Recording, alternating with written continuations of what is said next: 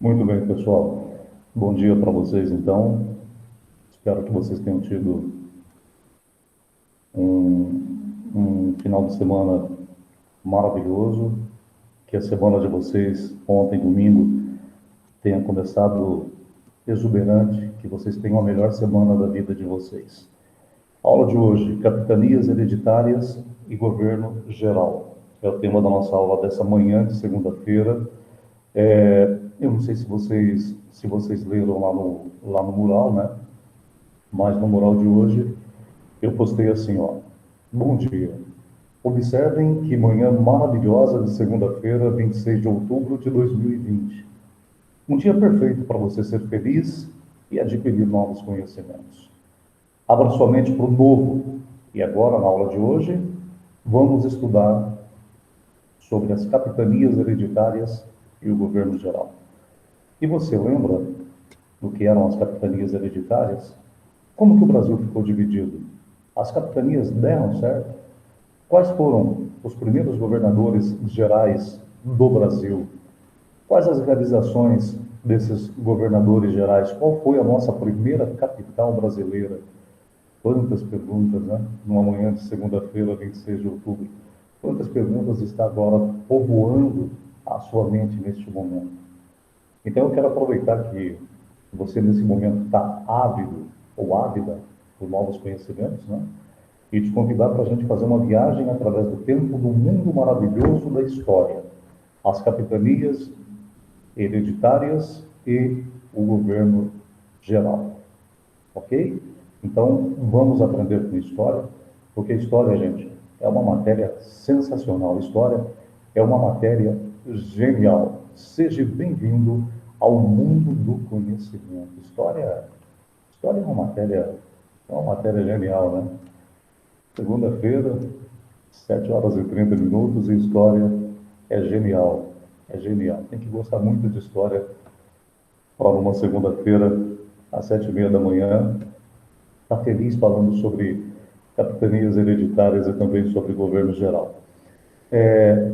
Pessoal do Meet, que vai me acompanhar pelo Meet, as pessoas que me acompanham pelas redes sociais, vamos compartilhar aqui, então, alguns slides sobre a nossa aula de hoje.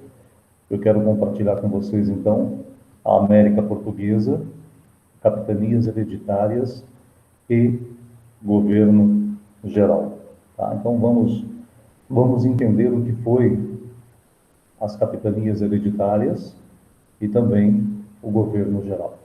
Ok? Qual é o objetivo da nossa aula, pessoal? O objetivo da nossa aula é compreender como se deu o início da colonização através da divisão territorial pelas capitanias hereditárias. Aprender também sobre a instalação do governo geral e os seus desdobramentos. E compreender como se deu a criação das câmaras municipais. Tá? Só relembrando com você que nós já vimos a expansão marítima portuguesa, as suas consequências, a chegada dos portugueses ao Brasil, 22 de abril de 1500, quando Pedro Álvares Cabral toma posse das terras em nome do rei de Portugal. As primeiras expedições territoriais, né, que é aquele período pré-colonial que eu falei para vocês, que foi de 1500 a 1531, as feitorias, que eram aquelas construções, aqueles fortes, né, que tinham o objetivo de proteger e também de fazer o armazenamento do que era explorado no Brasil, que era o pau-brasil. Bom, aqui, nesse mapa, eu estou mostrando para vocês a costa do pau-brasil. Pessoal, olha bem para esse mapa que eu estou aqui compartilhando com vocês nesse momento, tá? Toda essa faixa aqui, ó, do litoral brasileiro, vejam, olha, toda essa faixa do litoral brasileiro, que vai do Cabo de São Roque, feitoria de Pernambuco, vem descendo até a feitoria de Todos os Santos, Baía de Porto Seguro, feitoria de Cabo Frio, feitoria do Rio de Janeiro. Ó. Tudo isso aqui era por onde o pau-brasil era explorado no nosso país. Tá? Essa daqui era a costa do pau-brasil. Bom, aí eu estou mostrando para vocês agora a Câmara Municipal de Curitiba. Quem trabalha lá? Quem trabalha na Câmara Municipal de Curitiba? Não necessariamente de Curitiba, mas quem trabalha na Câmara Municipal de Cambará? Nós sabemos que esse ano nós teremos eleição para a escolha dos novos edis, né, dos novos vereadores e também do novo executivo, do novo prefeito e vice-prefeito. Né? Mas quem é que trabalha na Câmara Municipal? Aqui em Cambará, quem trabalha na Câmara Municipal dentro do nosso município? Então, gente, essa pergunta aqui que eu estou fazendo para vocês, eu estou perguntando isso porque está dentro do nosso objetivo da aula de hoje, tá? Nós vamos compreender como se deu a colonização, a divisão das capitanias hereditárias, a instalação do governo geral e também compreender como se deu a criação das câmaras municipais. Por isso que eu estou falando sobre esse tema, ok? E as capitanias hereditárias, pessoal? O que foi as capitanias hereditárias? Vocês já tomaram café, não? Já tomaram café? Ó, café é maravilhoso. Café é maravilhoso. Eu tomo café... Eu só não tomo café quando eu deito, né? Eu não vou falar assim que eu estou dormindo, porque raramente eu durmo também. Mas, olha, café é maravilhoso. Modéstia à parte, o que eu faço, então, é incrível. As capitanias hereditárias, pessoal. Ó, Dom João III era o soberano de um grande império com terras no Oriente, na África e também na América. Para dar continuidade à colonização da América Portuguesa, o que Dom João III faz? Ele divide o território em 15 faixas de terras. Então, veja bem, gente, o território brasileiro ele é dividido em 15 faixas de terras e recebe o nome de capitanias hereditárias. A administração dessas capitanias ele entregou para 12 homens, chamados de capitães donatários por meio de uma carta de doação. Deixa eu mostrar o mapa para vocês compreenderem melhor aqui. Esse era o Brasil, tá? Esse era o Brasil, segundo o Tratado de Tordesilhas de 1494. A linha do Tratado de Tordesilhas, olha, acompanhem comigo. A linha do Tratado de Tordesilhas, tá? Isso aqui que eu estou mostrando, que eu não vou saber definir para vocês a cor, como eu já expliquei, eu sou daltônico, né? Então eu não vou saber definir que cor que é isso aqui. Mas essa parte aqui, ó, onde hoje nós temos Maranhão, Ceará, Rio Grande do Norte, Paraíba, Pernambuco, Alagoas, Bahia, Tocantins, Goiás, Minas, Espírito Santo, Rio de Janeiro, São Paulo, esse pedacinho do Paraná aqui, ó, e esse pedacinho de Santa Catarina, lá embaixo. Então isso aqui era o Brasil na época do Tratado de Tordesilhas, em 1499. Óbvio, e esses estados não existiam. Tá? Então, esse era o território do Brasil, né, a América Portuguesa, em 1494. Do lado esquerdo dessa linha, tudo que nós estamos vendo aqui era espanhol. 90% do estado do Paraná, Santa Catarina, Rio Grande do Sul inteiro, tá vendo, pessoal?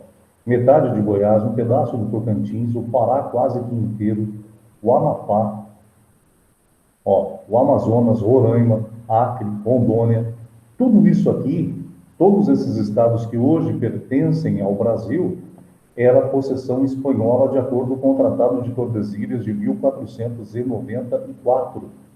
Então o Brasil, o nosso país, olha para vocês verem o tamanho que ele era muito menor do que ele é hoje, muito menor.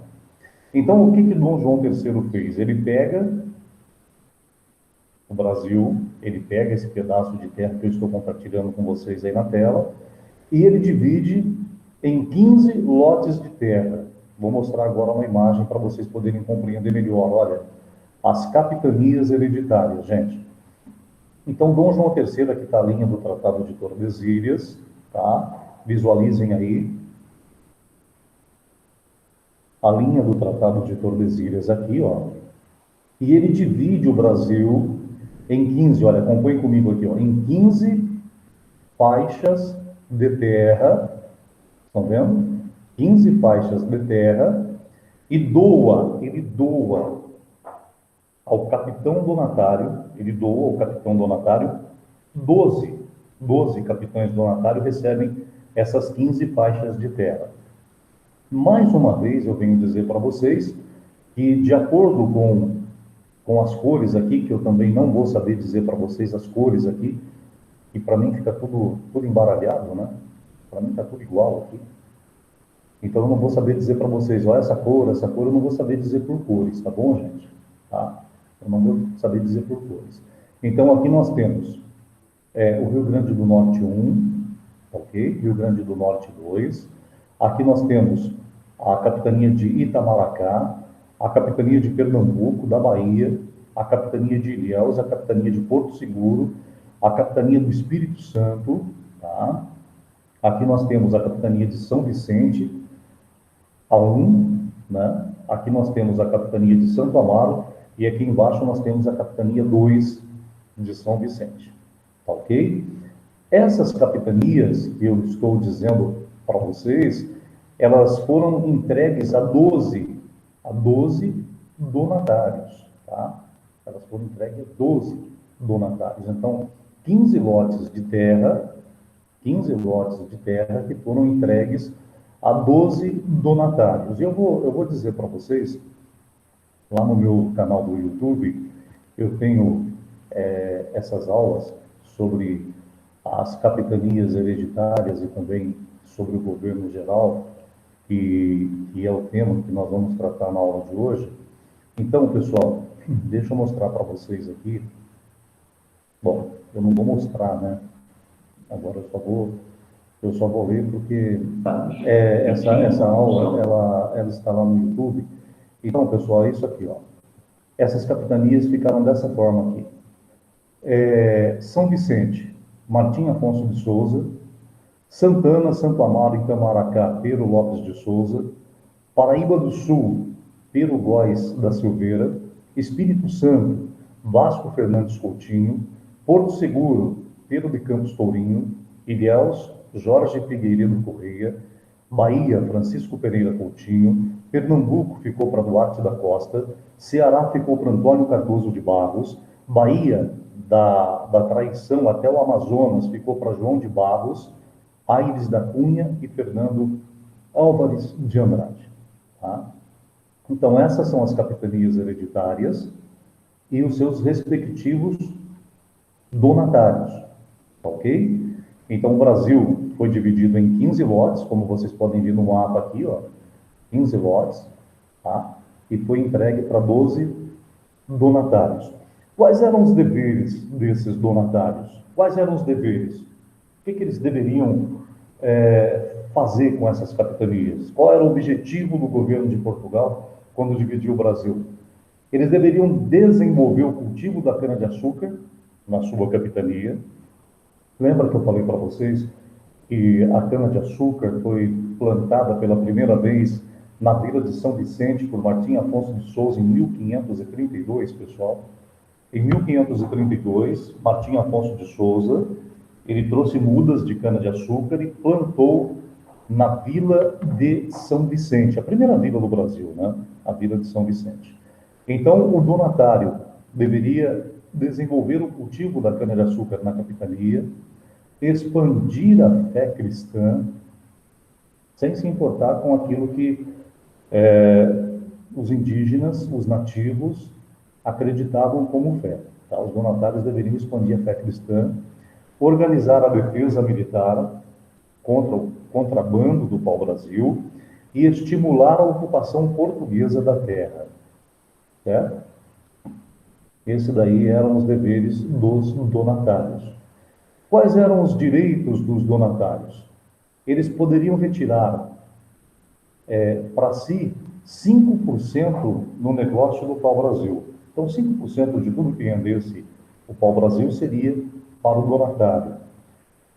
Cobrar impostos em rios e portos, direito dos donatários. Poder de julgamento, direito dos donatários. Conceder sesmarias. O que significa isso, pessoal? O donatário ele tinha o direito de conceder as sesmarias. O que era isso?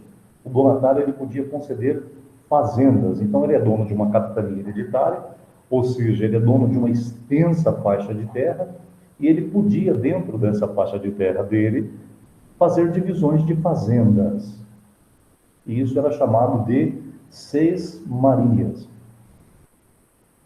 Então, o donatário tinha o direito de conceder sesmarias e ter também uma grande sesmarias.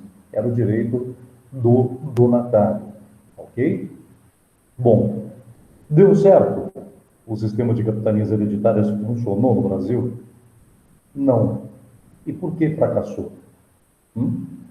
Num primeiro momento, somente 2 capitanias prosperaram, gente. Vou mostrar para vocês aqui, ó. Só 2. A de Pernambuco, aqui, ó, essa capitania de Pernambuco prosperou, e a capitania de São Vicente, ó, tá? Pernambuco e São Vicente. Num primeiro momento, somente Pernambuco e São Vicente prosperaram. Depois, posteriormente, a Bahia também se desenvolveu graças à cana-de-açúcar. O solo na Bahia era muito fértil, o clima adequado para o cultivo da cana. E a proximidade, né, da Bahia com a Europa contribuiu para o sucesso da produção açucareira. Então, no início, tá, das 15 capitanias, 2 prosperaram, São Vicente e Pernambuco. Depois, com o passar do tempo, a capitania da Bahia também prosperou, se desenvolveu graças ao plantio da cana-de-açúcar, devido à fertilidade do solo, o cultivo da cana se adequou, uma relativa proximidade, né, com a Europa, isso trouxe sucesso para que essas capitanias prosperassem. Bom, então está aqui, ó, Pernambuco, São Vicente e depois a capitania da Bahia. Ok? Então, de 15, somente 2, depois da Bahia, 3, 12 capitanias fracassaram. Só que esse sistema de capitanias aqui, ó, serviu, né, para que o nosso país tivesse como base aí o surgimento de vários estados, né? De vários estados. Então, pessoal, logo após o descobrimento do Brasil, logo após a chegada de Pedro Álvares Cabral, quando ele toma posse do nosso país, temendo as invasões estrangeiras dentro do nosso território, o rei de Portugal resolve, então, criar, entre 1534 e 1536, as capitanias hereditárias, tá? E foram doadas a pessoas de confiança do rei. O Brasil foi dividido em 15 lotes e foi entregue para 12 donatários. Ok? Então, o Brasil ele foi dividido em 15 lotes e foi entregue a 12 donatários. As dificuldades de administrar essas capitanias foi imensa. A distância de Portugal, os frequentes ataques indígenas, a falta de recurso, a extensão territorial, tudo isso dificultou muito. Tá? Porém, esse sistema de capitanias hereditárias deixou marca profunda na divisão de terras do Brasil. A distribuição desigual das terras gerou o que nós conhecemos de latifúndios, causando uma desigualdade no campo. Atualmente, hoje, no nosso Brasil 2020, muitos não possuem terra, enquanto os poucos possuem grandes propriedades rurais. Tá? E tudo começou com essa questão aí das capitanias hereditárias. Ok? Bom, vamos falar agora do governo geral. Entre um cafezinho e outro, né? Manhã de segunda-feira, 26 de outubro, estamos caminhando aí para o término do nosso ano letivo. Um ano letivo totalmente diferenciado, né? Totalmente diferente esse ano letivo. Vamos falar sobre o governo geral. Aí você diz para mim, professor, meu professor querido, Governo geral. O que é isso? O que foi o governo geral? E eu estou aqui para tentar explicar para você e abrir sua mente e dizer para você: seja bem-vindo ao mundo do conhecimento. Governo geral. Diante do fracasso da maioria das capitanias, nós vimos aí que as capitanias hereditárias, elas fracassaram, né? Somente 3 prosperaram. Diante desse fracasso, o rei de Portugal centraliza a administração e cria em 1548 o governo geral. Em 1549 chega na Bahia o primeiro governador geral. Anotem aí na mente de vocês para nunca mais esquecerem, pessoal. Tomé de Souza. Tomé de Souza, o primeiro governador geral. Junto com Tomé de Souza, vem 6 embarcações, vem 3 auxiliares, soldados, funcionários, carpinteiros, jesuítas, chefiados pelo padre Manuel da Nóbrega. Bom, no total foram mais de 1.000 pessoas que vieram junto com Tomé de Souza. Governou o Brasil de 1549 a 1553. O que Tomé de Souza fez durante esses anos? Ele fundou a cidade de São Salvador. São Salvador, a cidade de Salvador. Hoje ela é chamada apenas por Salvador. Então, para vocês saberem, para o resto da vida de vocês, a primeira capital do Brasil. Tá? A primeira capital do Brasil foi fundada por Tomé de Souza. Ele fundou São Salvador, a primeira capital do Brasil, de 1549 a 1793. Aí depois, a capital passa para o Rio, para São Sebastião, no Rio de Janeiro. Tá? Então, a primeira capital do Brasil, São Salvador, até 1793. E depois a capital passa para São Sebastião do Rio de Janeiro, e em 1960 passa para Brasília. E como era a cidade de São Salvador? Casas simples, armazéns, ficavam na parte baixa da cidade. A casa do governador e a Câmara Municipal ficavam na parte alta. Olha aqui, pessoal. Cidade alta e cidade baixa. Tá? Cidade alta e cidade baixa. Essa foto é de 1874 e mostra aqui a plataforma do elevador Lacerda, Salvador, Bahia. Cidade alta, cidade baixa. Ok? Aí depois do Tomé de Souza veio Duarte da Costa, 1553 a 1558. Duarte da Costa veio acompanhado de colonos, jesuítas, entre eles o padre José de Anchieta, fundador do Colégio de São Paulo, né? O Colégio de São Paulo de Piratininga foi fundado em 25 de janeiro de 1554, que deu origem à cidade de São Paulo. Tal colégio, que funcionava num barracão feito de taipa de pilão, tinha por finalidade o quê? Catequese dos índios que viviam na região do Planalto de Piratininga, que originou uma vila e depois a cidade de São Paulo. José de Anchieta, portanto, fundou o Colégio de São Paulo de Piratininga, 25 de janeiro de 1554, durante o governo de Duarte da Costa.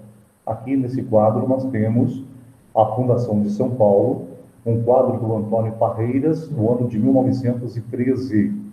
Tá? Aqui nós temos, então, a fundação de São Paulo. 25 de janeiro do ano do Senhor, de 1554, celebramos em paupérrima e estreitíssima casinha a primeira missa no dia da conversão do apóstolo São Paulo, e por isso a ele dedicamos a nossa casa. Palavras de José de Anchieta. Aqui nessa outra foto nós temos, nessa outra gravura, nós temos a cidade de São Paulo, né? A Várzea do Carmo, do ano de 1821, é uma aquarela de Arnald Julian Parrier, de 1821, é a entrada da cidade pelos lados do Brás. Tá? Então, a Várzea do Carmo, em 1821. Durante esse governo do Duarte da Costa, nós tivemos a Guerra de Itapuã. Dom Álvaro da Costa liderou e venceu uma guerra contra os tupinambás no litoral baiano, onde ergueram novos engenhos. Na Baía de Guanabara também teve conflitos. Invadida pelos franceses em 1555, com a ajuda dos tupinambás, inimigos dos portugueses, os franceses fundaram a França Antártica e permaneceram ali durante 12 anos. Durante 12 anos eles permaneceram nesse local, né? A França Antártica. Durante 12 anos os franceses permaneceram neste local. Aí vem para o Brasil Mendes Sá, que governa o nosso país de 1558 a 1572. Também guerreou contra os indígenas, conquistou terras e escravos para os engenhos. Quando eu falo de escravos aqui, pessoal, eu estou falando da escravização dos indígenas, tá? Durante 2 anos, combateu os franceses, que haviam fundado uma colônia na Baía de Guanabara. E ali, então, ele ergueu um forte no local, que deu origem à cidade de São Sebastião, no Rio de Janeiro, em 1565. É a cidade que nós conhecemos hoje como Rio de Janeiro. Eu não estou falando do estado do Rio de Janeiro, estou falando da cidade. A capital do estado do Rio de Janeiro é São Sebastião do Rio de Janeiro. E as pessoas chamam só de Rio de Janeiro, né? Aqui nós temos uma imagem do Mendes Sá, que governou o Brasil de 1558 a 1572, né? E em 1621, se vocês não tinham esse conhecimento, saibam agora que o Brasil foi dividido em 1621 com o objetivo de melhorar a defesa e o controle do território. A monarquia portuguesa divide o Brasil em 2 áreas administrativas, pessoal. Estado do Maranhão, com capital em São Luís, que em 1751 passaria a se chamar Estado do Grão-Pará e Maranhão, com capital em Belém, e o Estado do Brasil, com capital em Salvador. Eu vou mostrar para vocês agora como que foi essa divisão. Então, nós temos aqui a linha do Tratado de Tordesilhas, vocês lembram? A linha do Tratado de Tordesilhas. Aqui o que era o Brasil. E como que o Brasil ficou, pessoal? Ó, como que o Brasil ficou? Aqui nós temos, em 1573, né, como era o Brasil, tá? Aqui em 1621 até 1774. Então, como que o Brasil ficou? Governo do Norte, em Salvador, Governo do Sul, no Rio de Janeiro, ok? Governo do Norte, Salvador, Governo do Sul, Rio de Janeiro. Ó, Estado do Maranhão, olha aqui para vocês verem, o Estado do Maranhão e o Estado do Brasil, tá? Estado do Brasil, Estado do Maranhão, Governo do Norte e Governo do Sul. Quando que aconteceu isso? Em 1621. Eu estou dizendo isso e dando ênfase porque muitas pessoas falam, né? Mas o sul do Brasil deveria ser independente, nós deveríamos emancipar o sul do Brasil e tal. Para aqueles que ainda não tinham esse conhecimento, o Brasil já foi dividido. O território brasileiro, para melhor administrar, por uma administração melhor, ele foi dividido em Estado do Maranhão e Estado do Brasil. Ó. Governo do Norte com capital em Salvador, Governo do Sul com capital no Rio de Janeiro. Com o avanço da colonização, o rei de Portugal criou as câmaras municipais. Lembra que eu perguntei para vocês? Quem trabalha na Câmara Municipal de Camará? Quem trabalha na Câmara Municipal de Curitiba, de Londrina, de Salvador, do Rio de Janeiro, de Goiás? Quem trabalha na Câmara Municipal de Machadinho do Oeste? Quem trabalha na Câmara Municipal? Os vereadores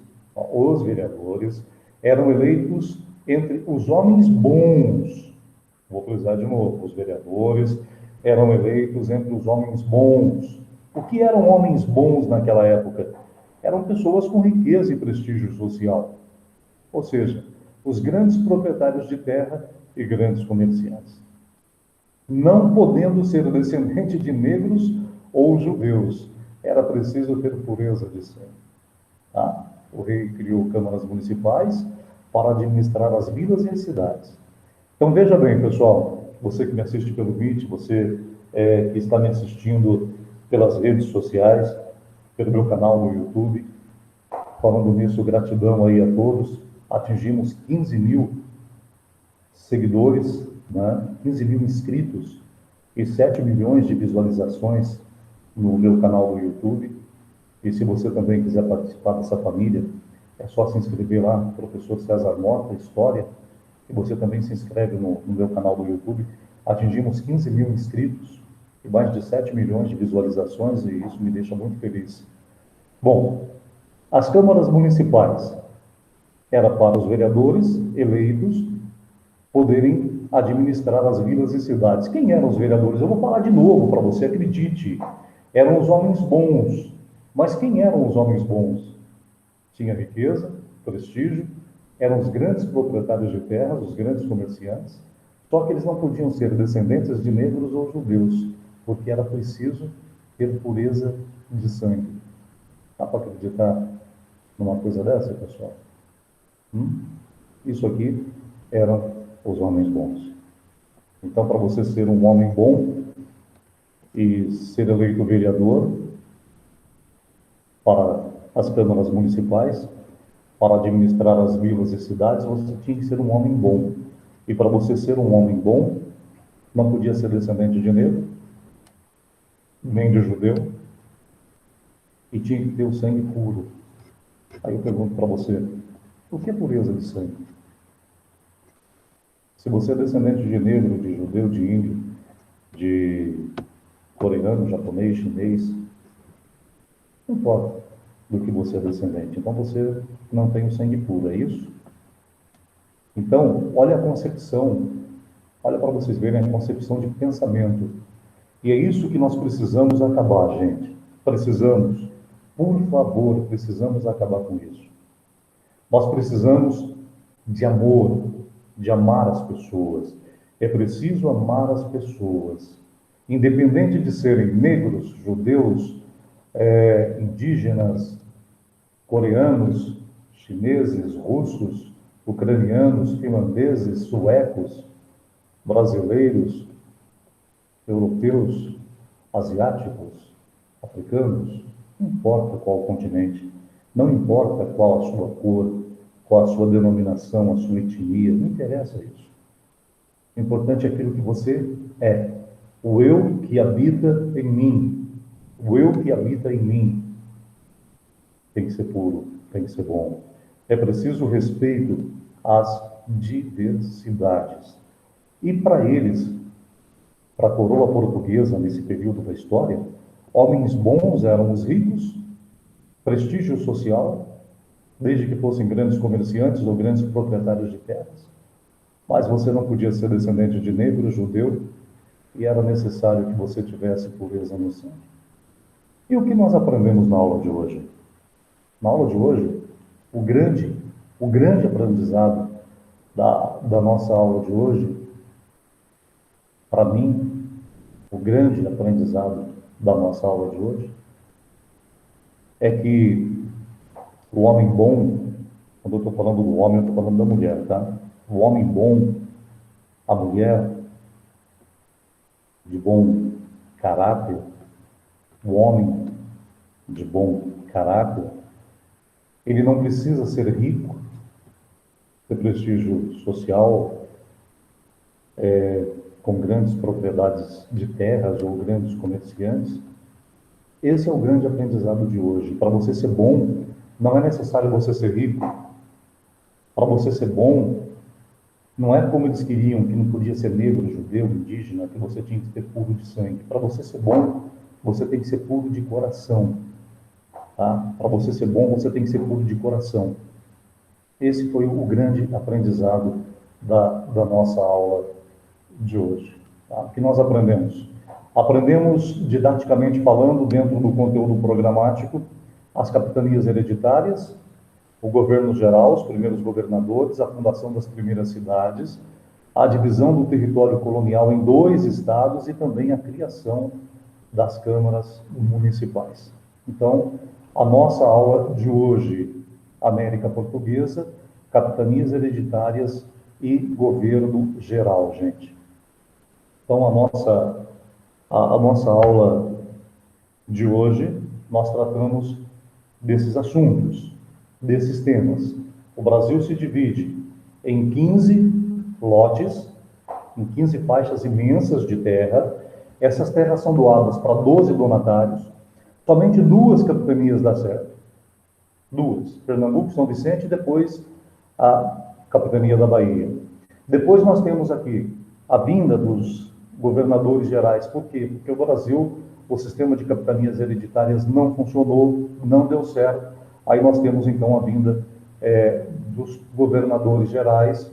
Dentro desse período o Brasil é dividido, fica o norte e o sul, né, o estado do Maranhão, com capital em Salvador, e lá embaixo o estado do sul, com capital no Rio de Janeiro. Aí depois, então, nós temos a formação das câmaras municipais. As câmaras municipais elegem os vereadores para administrar o quê? As vilas e as cidades. E o grande aprendizado de hoje é que, naquela época, para você se eleger vereador para administrar a vila ou a cidade, era preciso você ser homem bom. E o que era um homem bom? Rico, grande proprietário de terra, comerciante, e ter o sangue puro. O que era ter o sangue puro? Ele não podia ser descendente de negro, nem de judeu, e nem de índio, né? E aí, na concepção da época, ele tinha o sangue puro. Pessoal, quero deixar aqui um grande abraço para todos vocês. Obrigado pela nossa aula de hoje, viu? Foi muito bom a nossa aula de hoje. Eu espero que vocês tenham adquirido um pouco do conhecimento que eu tentei passar para vocês, que vocês tenham conhecido um pouco mais da história do nosso país. Como eu sempre digo, pesquisem. Vários assuntos aí podem ser pesquisados. Eu não sei se vocês repararam, mas vários assuntos aí. Vocês podem pesquisar sobre a vinda dos jesuítas para o Brasil, vocês podem pesquisar sobre José Anchieta, vocês podem pesquisar sobre o governo geral, a divisão do Brasil, né, em norte e sul, para melhor administrar. Pesquisem. Tem um campo enorme aí de pesquisa para vocês dentro da aula de hoje. Pesquisem para vocês serem bem-vindos cada vez mais ao mundo do conhecimento.